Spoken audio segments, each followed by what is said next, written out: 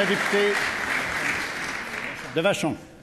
La compagnie française Keolis, qui possède Orléans Express, a demandé à la Commission des Transports le 15 mai dernier une autorisation pour une diminution de services, particulièrement pour 4 régions, soit celle du Bas-Saint-Laurent, la Gaspésie, la Mauricie et le centre du Québec.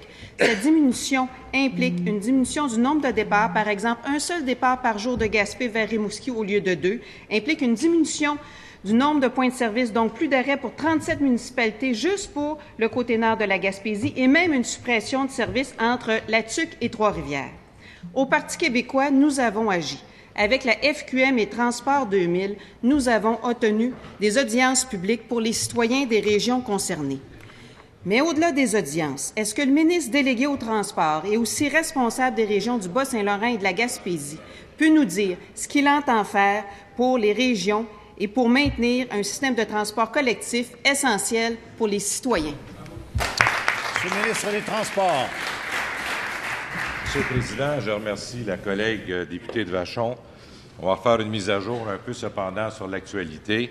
Effectivement, c'est inquiétant lorsqu'on s'aperçoit que des gens dans une région, évidemment, peuvent avoir une coupure de service. Et c'est pour ça, évidemment, que le dossier est maintenant devant la Commission des Transports. Je rappellerai à la collègue de Vachon que c'est un tribunal administratif. Alors, évidemment, nous allons suivre avec intérêt les audiences publiques de ce tribunal administratif qui vont se tenir dans plusieurs régions du Québec. Je dois aussi vous dire, Monsieur le Président, et pour la collègue de Vachon, que le ministère dispose d'outils pour aider les collectivités qui désirent maintenir un niveau de service acceptable. Et je lui rappelle dans l'actualité récente des 19 derniers mois qu'il y a eu 14 demandes au ministère pour de l'aide, dont 6 venaient de Keolis, d'aide d'urgence où on peut donner de l'argent, et ils les ont refusées, Monsieur le Président. Principal, Monsieur le député de Gaspé. Monsieur le Président, il est essentiel que le gouvernement prenne acte que les Gaspésiens et les Gaspésiennes... Complémentaire. Complémentaire, Monsieur le député de Gaspé. Excusez-moi. Monsieur le Président, il est essentiel que le gouvernement prenne acte que les Gaspésiens et les Gaspésiennes n'ont jamais vécu une situation aussi préoccupante sur le plan des transports des personnes et des marchandises. En effet, un service aérien hors de prix, 1 000 $ un coût de billet, aller-retour Gaspé-Québec.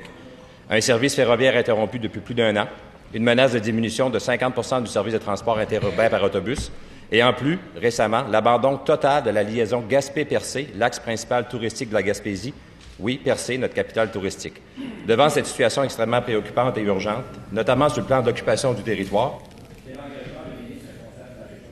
Monsieur le ministre des Transports. Monsieur le ministre délégué aux Transports. Alors, Monsieur le Président, nous sommes très sensibles à cette question-là. J'ai eu l'occasion d'aller moi-même en Gaspésie à 2 reprises au cours des 3 dernières semaines.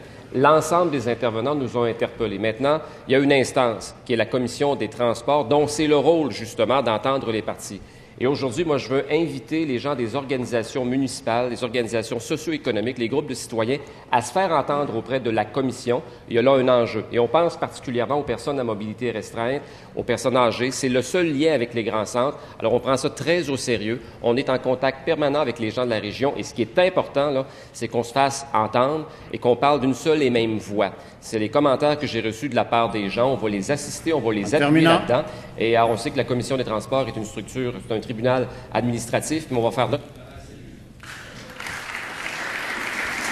Complémentaire. Principal, Madame la députée de Joliette. Merci, Monsieur le Président. Depuis quelques jours, des voix